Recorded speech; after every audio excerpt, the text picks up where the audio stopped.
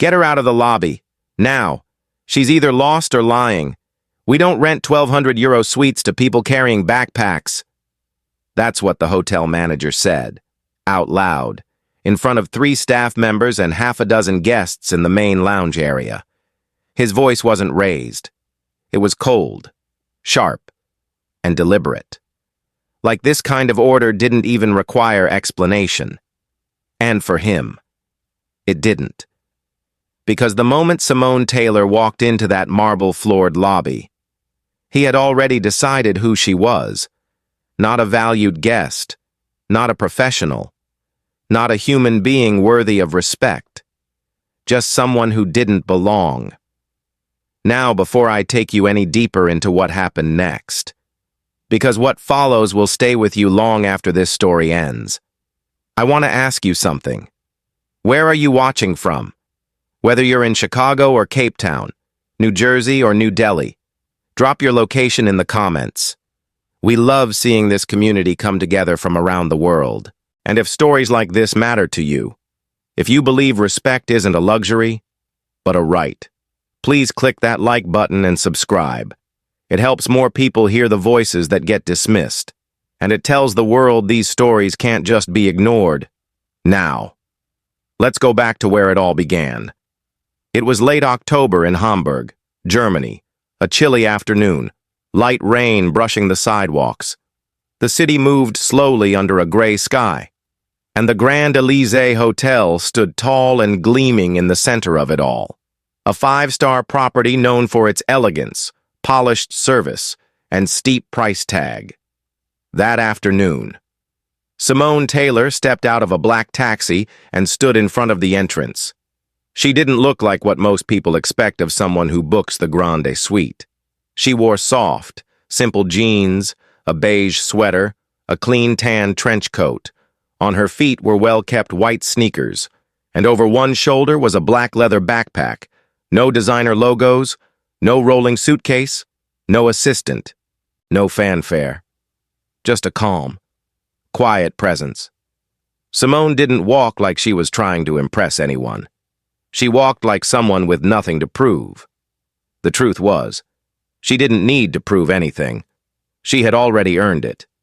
Simone was 42 years old, a businesswoman from the United States, and, though no one in the hotel knew it yet, the new majority owner of Royal Circle Group, the international company that had just purchased the Grand Elysee and 11 other luxury hotels across Europe. But today, she was there under one name, one reservation, and one purpose: to observe. No one knew she was coming. She booked the hotel through the official website, paid in full. €1,180 for the Grande Suite, top floor, park-facing, with executive lounge access. She didn't call ahead, didn't mention her role. She wanted to see how her staff treated people they didn't recognize, how they handled strangers who walked in without status on their sleeves. So when she stepped through those glass doors, she watched everything. The silence at the front desk, the glances, the way the blonde receptionist, Anya, barely looked up before assuming she was lost. "Do you need directions?" Anya asked, without even greeting her. "No," Simone said gently. "I have a reservation. Simone Taylor." The name didn't seem to register. Anya's eyes moved from Simone's coat to her shoes, then back to her face. No smile, no welcome, just quiet suspicion. "One moment," Anya murmured, then turned to the screen. That's when Klaus Ritter appeared, the general manager, mid-50s, silver at the temples, tailored suit, and the kind of confidence that comes from never being questioned. He walked over, looked Simone up and down, and without even acknowledging her, leaned toward Anya and said, "Get her out of the lobby. Now. She's either lost or lying. We don't rent €1,200 suites to people carrying backpacks." Simone heard every word. He hadn't whispered. He didn't care if she heard. That was the part that stayed with her. He didn't even consider the possibility that she was exactly who she said she was. She looked him in the eye and repeated, calmly, I'm Simone Taylor. I booked the Grande Suite. And I have the confirmation here. Klaus narrowed his eyes. We'll see, he muttered, then snatched the printed confirmation from her hand. After typing for a moment, he froze, then looked again at the screen. Her name was there, clear as day. The reservation was valid, but instead of apologizing, Klaus turned to Anya and said, "Assign her a standard double on the 3rd floor. No view, no lounge access." "But she's booked," Anya began, but he cut her off. "It's fine. She'll be fine." Simone didn't argue. She took the key card from the desk, gave Anya a quiet thank you, and walked toward the elevators. Not one apology, not one word of welcome, just stares, cold and dismissive. As she rode up to the 3rd floor in silence, Simone pulled out her phone, opened a secure message thread, and typed 6 words. They failed the test. Next steps? She didn't hit send. Not yet. She was still watching, still deciding. But in her mind, something had already shifted. What she had seen in the first 10 minutes told her more about this hotel than any meeting or report ever could.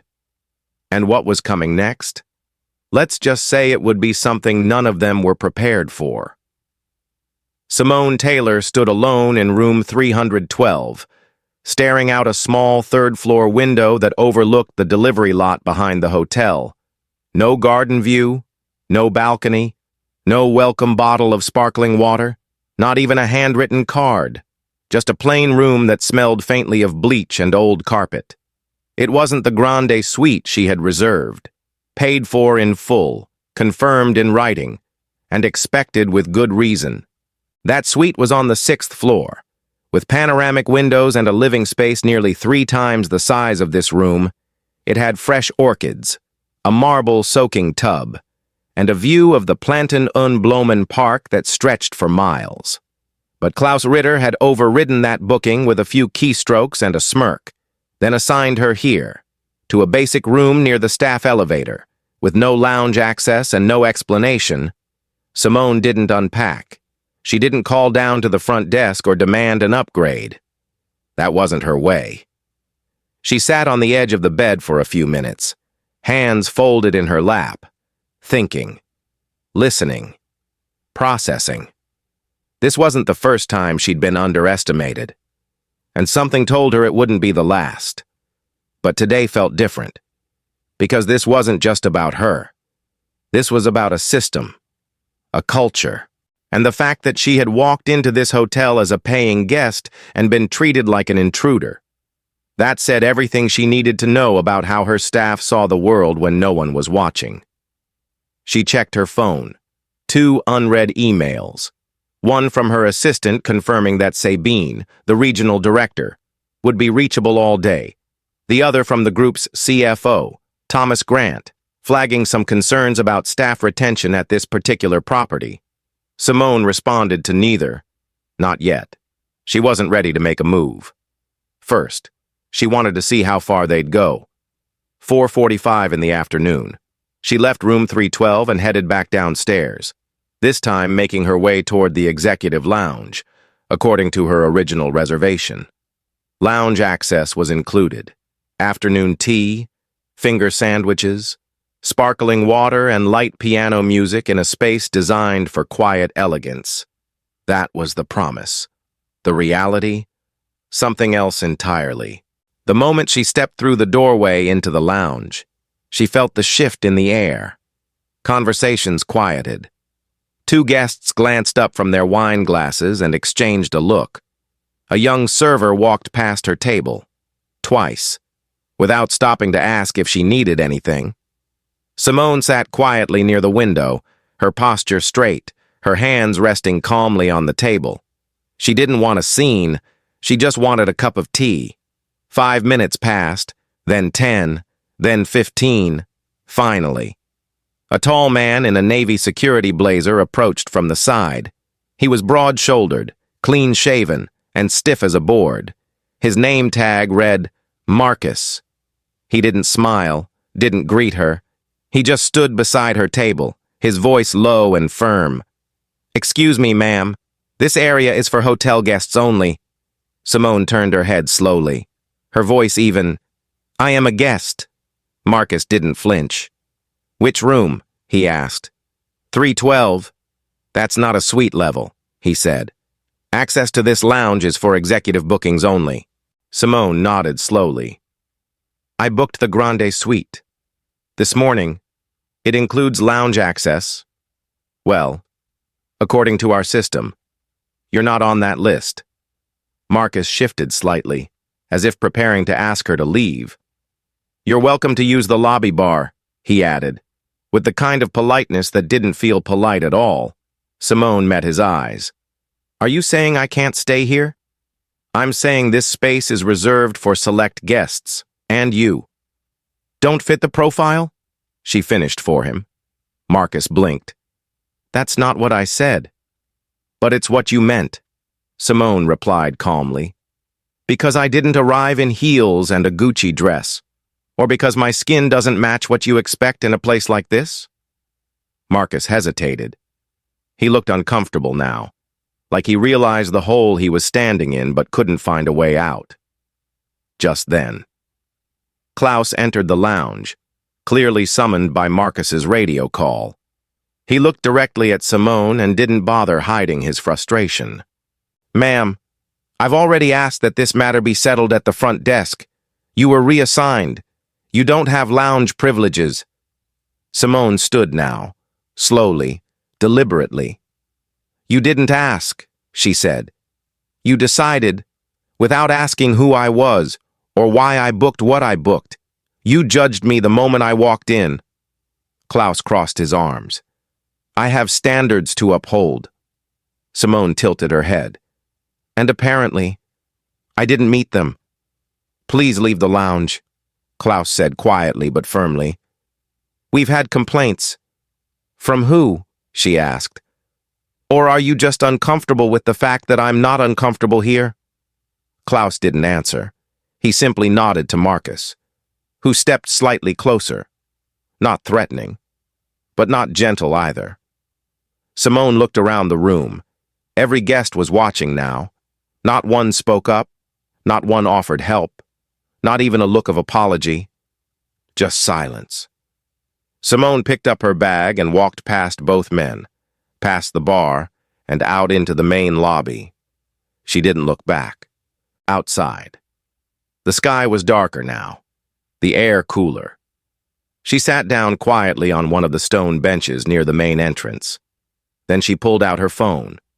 She opened her private line to Thomas Grant. He picked up after one ring. "Simone?" "They failed," she said. Her voice didn't shake.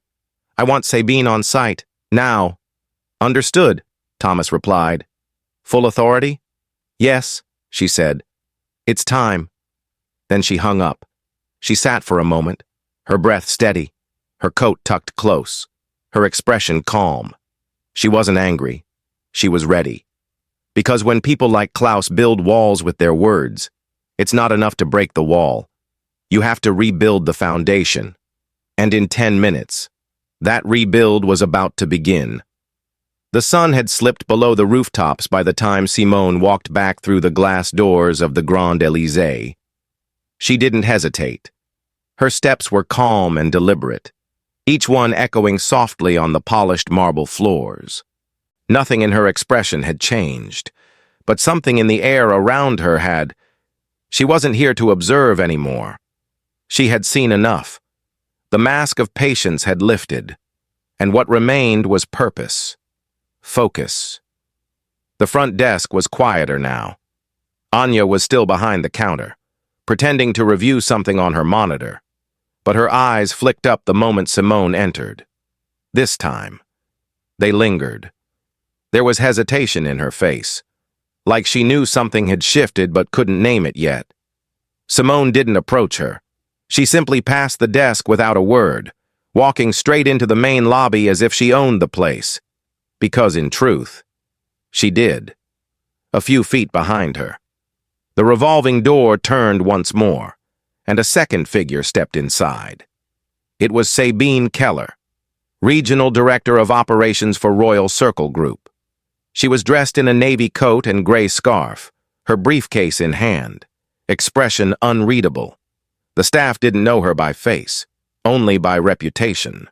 But by the time she crossed the lobby, every employee in sight could feel it. Something big was unfolding, and they were all about to be caught in it. Sabine walked directly to Simone and handed her a folder without saying a word. Simone opened it briefly, scanned a document, and gave a single nod. Then she turned toward the front desk and raised her voice, just enough to carry.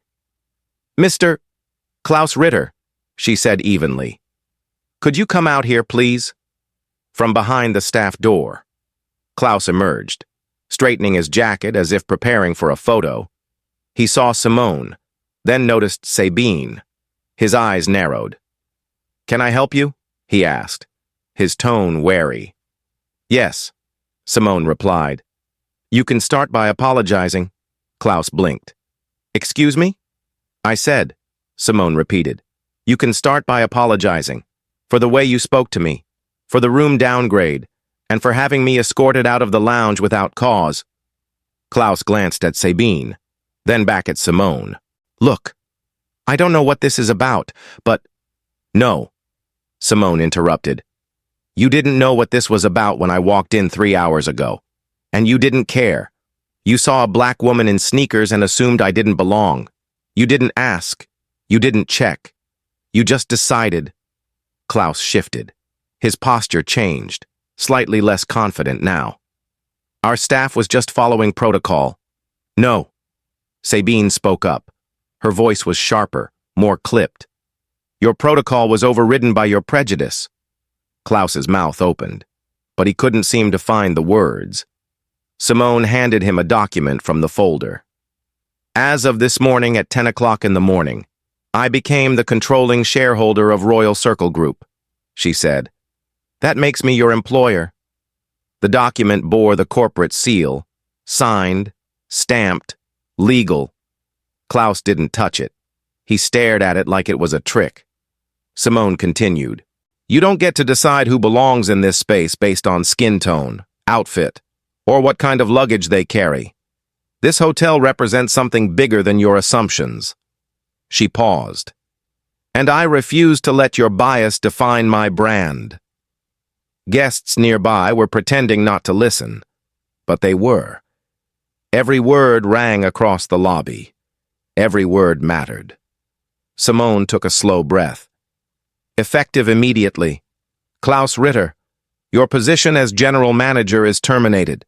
You are to vacate this property within the next hour. HR will follow up regarding severance." Silence. You could hear the tick of the antique clock behind the concierge desk. Klaus looked stunned, like the world had turned upside down and he was just realizing gravity still worked. "You can't be serious," he muttered. "Oh, I'm absolutely serious," Simone said, her tone never rising. "The difference is, this time, the consequences don't skip past you." Klaus glanced at Anya, at Marcus, at the other staff watching from the hallway, but no one came to his defense, not even a murmur. They had all seen what happened. They had all chosen silence, and now, silence was all they had left. Klaus looked at Sabine, as if to appeal, but she simply stepped aside. "There's nothing more to discuss," she said. "Your personal effects are already being packed." With that, Klaus walked away, slowly, stiffly, like a man carrying the weight of his own decisions. As the door to the back office closed behind him, Simone turned to face the remaining staff. Her expression softened, but her words remained steady. "This wasn't just about me. This was about how easily a person can be dismissed because they don't match someone else's idea of what luxury looks like." She looked directly at Anya now. "You had a choice to ask. You had a chance to listen. But instead, you looked away." Anya's voice cracked. I didn't know. But you felt it." Simone said gently, and feeling it but doing nothing is still a choice. She turned next to Marcus. You followed orders, but it's not enough to follow. You also have to think. Marcus nodded slowly, shame heavy in his eyes. Sabine took a step forward. From this moment on, the culture of this property will change. We will review every guest-facing policy, every hiring decision, and every person in this building will be retrained under a new standard, Simone added quietly. One that sees people, not categories. Just then, Daniel Becker, the older German guest who had seen everything unfold in the lounge earlier, stood up from the velvet couch across the room. He walked over, extended his hand to Simone, and said, "About time someone like you owned a place like this?" Simone shook his hand, smiling faintly. "Someone like me already did. You're just finding out now." The entire room seemed to shift, like it had been holding its breath and finally exhaled. Simone stepped away from the desk, nodding once to Sabine. Then she walked toward the elevators, calm as ever, disappearing into the golden light of the hallway. Not a raised voice, not a threat, just quiet power, and the start of something that would ripple far beyond the marble walls of that hotel. Simone didn't say another word as she stepped into the elevator. She pressed the button for the 6th floor, the one she was supposed to be on from the beginning, for the first time since arriving. She allowed herself to exhale, not out of relief, but out of release. The quiet ride up gave her a moment to gather herself. She wasn't angry anymore. That had come and gone. Now, all she felt was clarity and purpose. The elevator doors opened to the penthouse corridor, softly lit and lined with polished oak panels. 2 staff members were already waiting at the door of the Grand Suite. Elena, the housekeeping supervisor, and Murat, the young doorman who had greeted her that afternoon. They both looked nervous but hopeful, unsure whether to speak first. Elena stepped forward, hands folded. "We've reset the room for you," she said quietly. "Fresh linens, windows opened, fruit tray on the table." Simone nodded. "Thank you," she said softly. "And thank you both for treating me with decency earlier. That shouldn't be rare, but it is." Murat looked down, almost embarrassed by the compliment. Elena simply said, "It wasn't hard. You came in like someone worth listening to. I just wish others had seen that sooner." Simone smiled, just a little, and entered the suite. The air inside was warmer, brighter. She walked past the entryway, through the lounge area, and paused at the window overlooking the park. The trees were dark against the fading sky, streetlights just beginning to glow beneath them. It was beautiful, peaceful, but not enough. Not yet. She turned, took off her coat, and placed it gently over a chair. Then she opened her laptop, connected to the secure company portal, and began drafting a formal incident memo, not out of retribution, but for documentation. Facts mattered, patterns mattered, and the chain of assumptions that led to today's humiliation needed to be broken publicly, not just privately. Meanwhile, downstairs, the staff gathered in the small employee briefing room. Sabine had called an emergency team meeting, no script, no agenda, just truth. Anya sat near the back, her face pale, fingers fidgeting.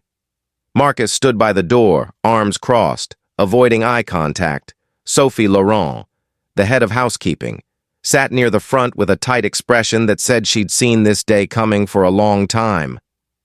Sabine stood in front of them, calm but firm. "What happened today," she said, "was not an isolated mistake.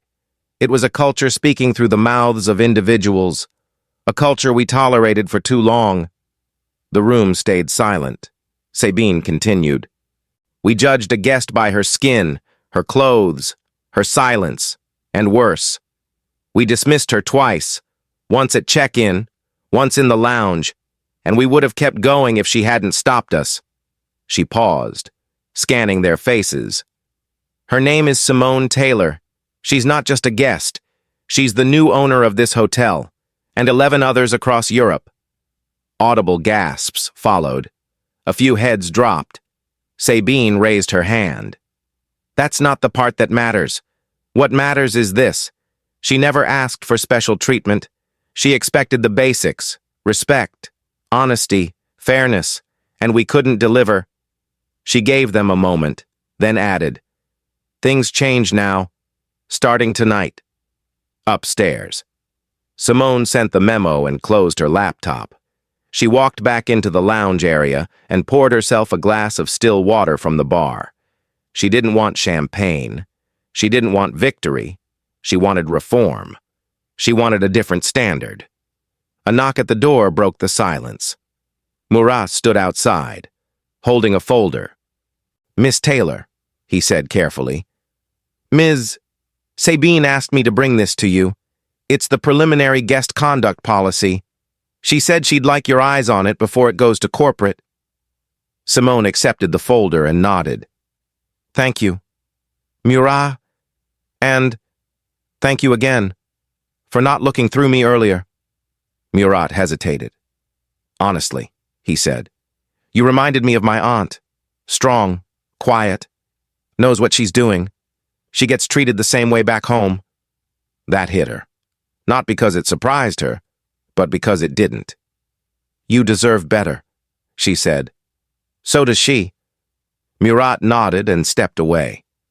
Simone opened the folder and scanned the draft policy.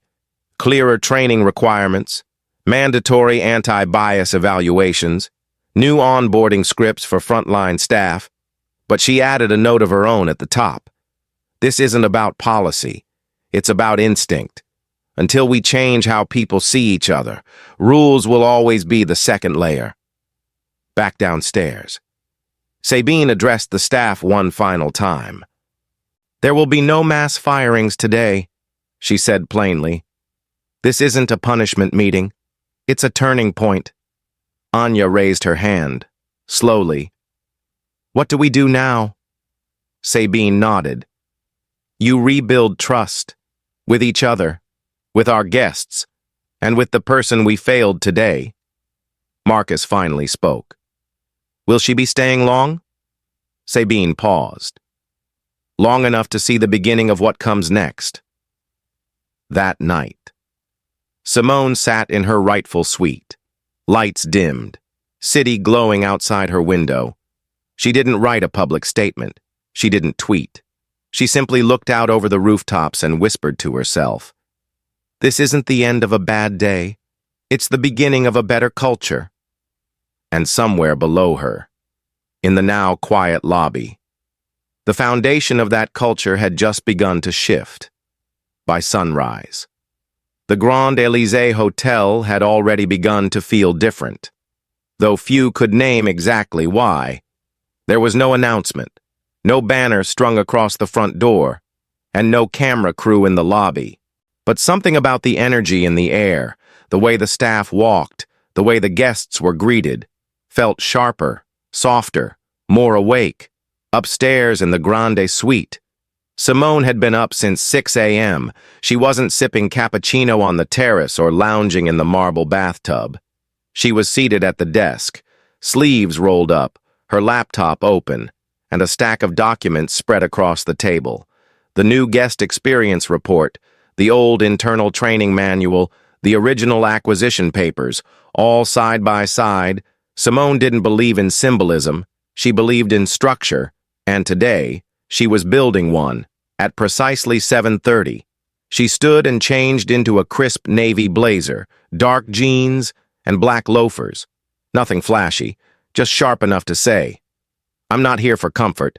I'm here for work." Downstairs, Sabine was already in the staff conference room, prepping the morning orientation. It wasn't mandatory, and it wasn't framed as punishment. It was called Reintroducing Hospitality, a new approach. A clean reset. Anya was the first to arrive. Hair pulled back, eyes tired but determined. Marcus followed 5 minutes later. Then Sophie. Then 2 bar staff. Then housekeeping. By 7:55, the room was nearly full. That's when Simone entered, not flanked by assistants, not introduced with titles, just walking in, holding a leather folder, her presence quiet but magnetic. The room hushed. Sabine stepped aside. Simone stood in front of the room, set the folder on the podium, and looked at every face. "I'm not here to repeat what happened yesterday," she began. "You already know. And some of you lived it." She paused. "I'm not here to embarrass anyone either. I'm here because what happened wasn't just wrong. It was predictable. And predictable is unacceptable when we say we're in the business of care." No one shifted. No one looked away. She had their attention. Simone continued. "Most of you have never worked for someone like me. I get it. Most of you have probably never seen someone like me walk through that front door and be handed a suite key without question. But that's the problem. That's the system we've accepted. And that's the system that ends today." Her voice didn't rise, but her words hit hard. They didn't accuse. They revealed. "This isn't just about race," she added. "It's about the reflex we have when someone walks in and we don't know where to place them.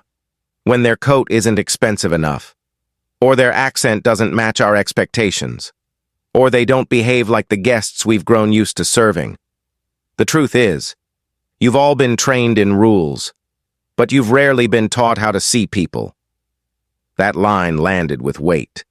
A few eyes dropped, a few faces tightened, but no one interrupted. Simone opened the folder, pulled out a single page, and held it up. "This," she said, "is a draft of something new. It's called the Human Standard, and it's not about sales or brand scores. It's about how we speak, how we respond, how we stop ourselves from making someone feel small just because we don't recognize them." She walked slowly across the room as she spoke, not pacing, just present. "Under this new initiative, every employee in this hotel, from housekeeping to front desk to management, will receive training in empathy, bias recognition, and responsive listening, not once, not yearly, but as part of your DNA." She stopped, turned, and looked directly at Anya. "You may never have meant harm, but silence can hurt more than shouting." Then she looked at Marcus.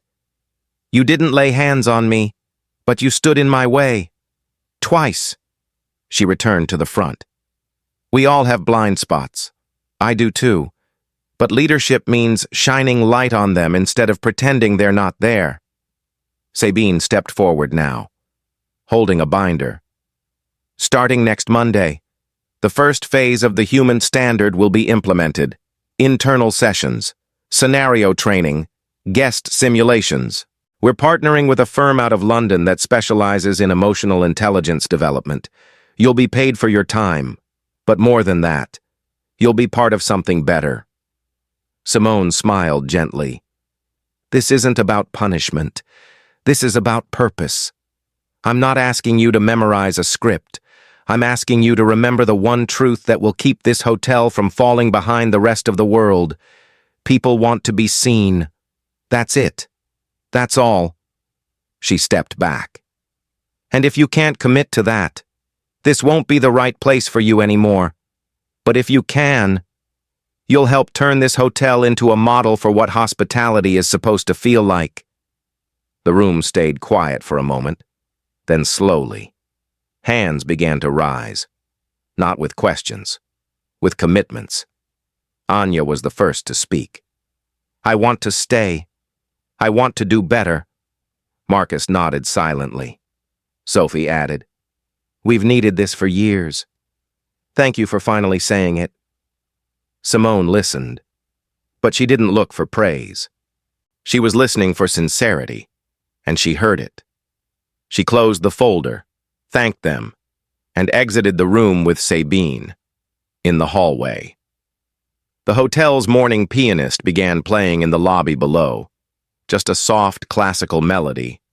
But even that felt different, warmer, more real. Simone looked over the railing and watched a guest check in at the desk. This time, Anya smiled, without being told, and this time, Simone smiled back. It had been exactly 1 week since Simone Taylor walked into the Grand Elysee Hotel and was mistaken for someone who didn't belong. And in just those 7 days, the entire energy of the building had begun to change. From the way guests were greeted at the door to how staff listened when someone spoke, to the quiet nods exchanged between departments that used to barely make eye contact. But today, things would shift again. This time beyond the walls of the hotel itself. Simone stood in front of the floor-to-ceiling window in her suite, the same one they had once refused to assign her, gazing out at the crisp autumn morning that blanketed Hamburg in golden light. She wasn't dressed for comfort. She wore a fitted charcoal blazer over a soft gray turtleneck, black trousers, and low heels. No flashy jewelry, no makeup beyond a little balm and a stroke of mascara. She didn't need anything else.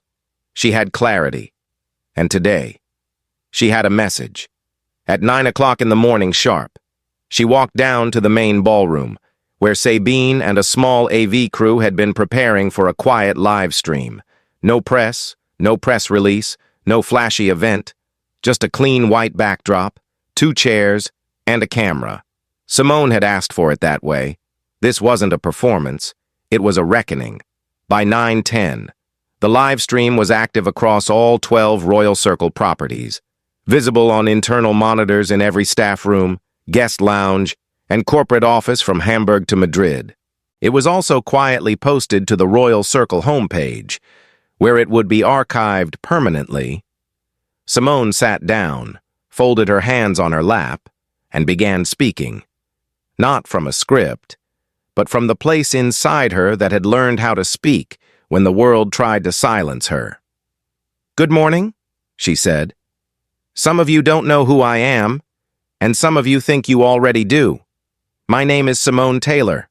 I'm the new majority owner of Royal Circle Group, and I'm here today not as a figurehead, but as a witness to what happens when power, pride, and prejudice are allowed to work quietly behind polished doors."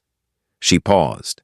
Not for drama, but to let the weight of those words breathe.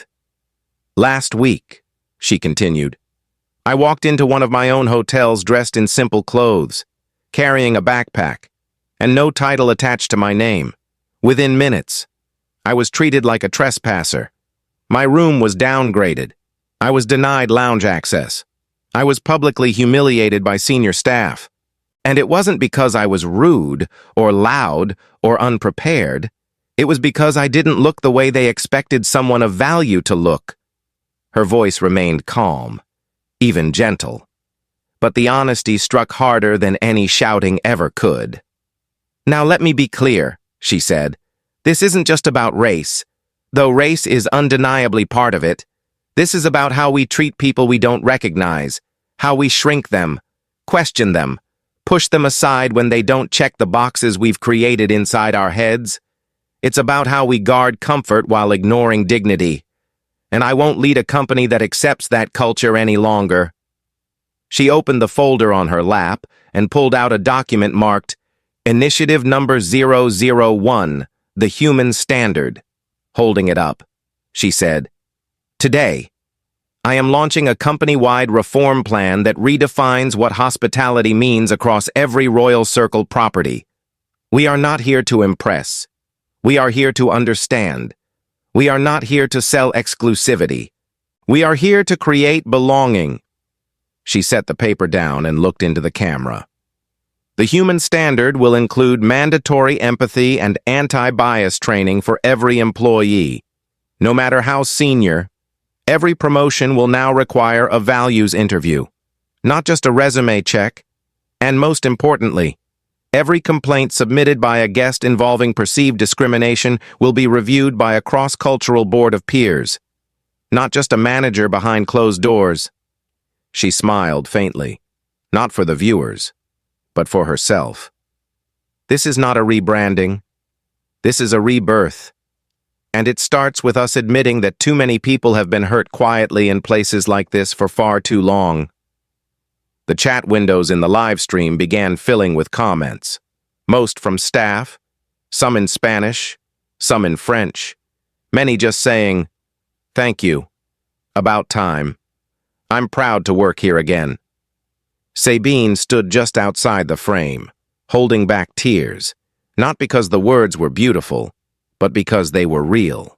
When Simone finished speaking, she closed the folder, stood up, and said only one more sentence. "Let's build the kind of service that sees people first." Then she stepped out of the frame and left the room in silence. Across the city, guests checked in to Royal Circle Properties without knowing that anything extraordinary had happened. But something had. In Hamburg. Anya smiled a little easier that morning, not because someone told her to, but because she finally understood why it mattered. Marcus held the door for an older guest with more presence than formality, asking for their name before assuming their status. Sophie delivered complimentary tea to a guest waiting in the lounge. Without asking if they belonged there, Elena created a new routine for her cleaning team. 5 minutes every morning to review not just rooms, but the stories that unfold in them. And upstairs, Simone returned to her suite. She opened the balcony doors and let the autumn wind pour in. She didn't need a plaque or a round of applause. She had something better. She had planted the seed of a culture that could outlive her title. And for the first time in a long time, she let herself sit back, take a breath, and simply exist. Not as a CEO, not as a guest, but as a human being who knew what it meant to be unseen, and who chose to do something about it. The evening sun filtered softly through the tall windows of the Grand Suite, casting long golden streaks across the polished floor and brushing the edge of Simone Taylor's notebook as she sat quietly at the desk. The room was still. No phone calls, no meetings, no more instructions. Just her, the steady hum of the city outside, and a few handwritten notes she'd begun scribbling that morning, half reflection, half gratitude. It had been exactly 10 days since she'd first stepped through the doors of the Grand Elysee Hotel with nothing but a backpack, a prepaid confirmation, and the quiet resolve to see things as they really were. And now, everything was different. The staff had changed, not just in protocol, but in posture. Guests had noticed. Reviews had started to reflect it. "Warmth in the welcome," one wrote. "Finally felt seen," said another. But more than that. Simone noticed it in the air, the way the silence had shifted from avoidance to awareness. She rose from the desk and walked slowly across the suite, her fingers brushing the back of the armchair where she'd placed her coat on that first night. The very chair she'd sat in after being told she didn't belong. Funny how something so painful could become a place of strength when you refuse to carry it alone. She stepped onto the balcony, looked out over the now familiar skyline, and breathed in the crisp October air. Down below, the lobby buzzed with quiet motion, guests checking in, staff assisting, nothing unusual on the surface. But she knew what had changed underneath.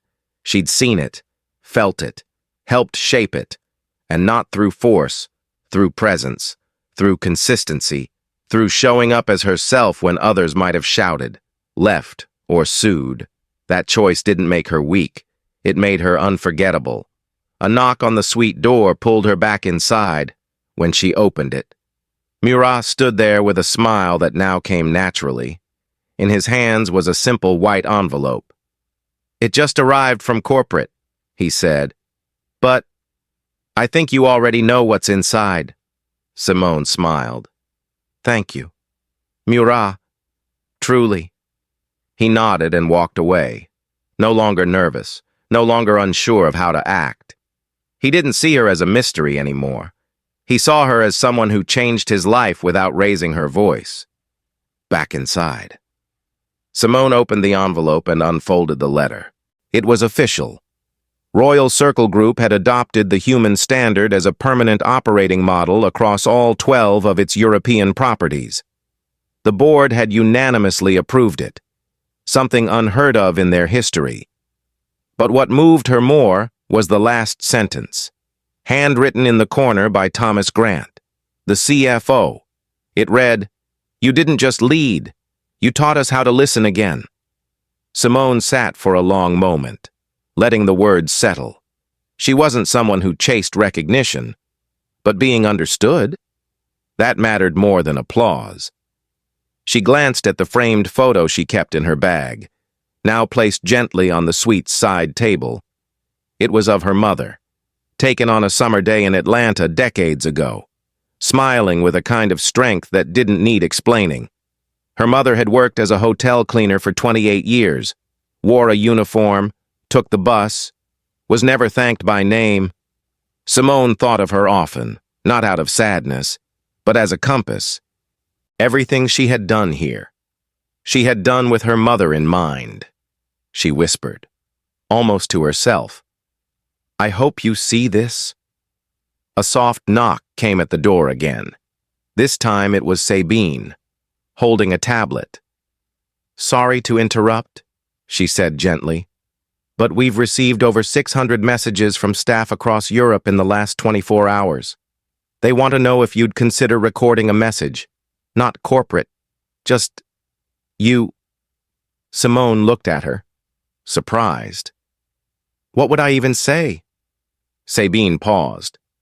"Whatever you said to yourself that made you stay?" That struck something deep. Simone nodded. "Give me 10 minutes." Sabine left, and Simone sat back down at the desk, flipping to a fresh page in her notebook. She didn't prepare a speech.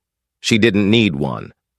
When the camera rolled, she looked into the lens with the same calm, grounded energy that had carried her through every confrontation, every moment of disbelief, and every small victory since this journey began. And she said this, "There will be times in your life when someone decides who you are before you even speak. They'll look at your shoes, your skin, your silence, and draw conclusions before you get a chance to show your worth. But here's what I've learned. You don't have to shout to be heard. You don't have to prove anything to people committed to misunderstanding you. What you have to do is stay true, stand tall, and when the moment comes, don't raise your voice, raise your standard." She smiled, gently. "The world doesn't change because we demand it. It changes when we lead it differently, quietly, consistently, human to human." She paused, then closed with a final line that would echo across every hallway, training room, and memory of those who heard it. Respect isn't something you give because someone looks the part. It's something you give because they're a person, and that should always be enough. The recording ended, and with it, the final chapter of a quiet revolution led not by power, but by principle. Simone stood up, closed her notebook, and looked around the suite one last time, not as the woman who had once been denied a room here, but as the one who rewrote the rules. She walked out without fanfare. No cameras followed, no applause, just a quiet lobby full of people who now understood. Leadership doesn't look like who's standing at the front. It looks like who's willing to walk through the door, even when no one wants to open it. Thanks for watching. If this story spoke to you, please like, subscribe, and share. More stories are coming, real, powerful, and human. Until next time, take care.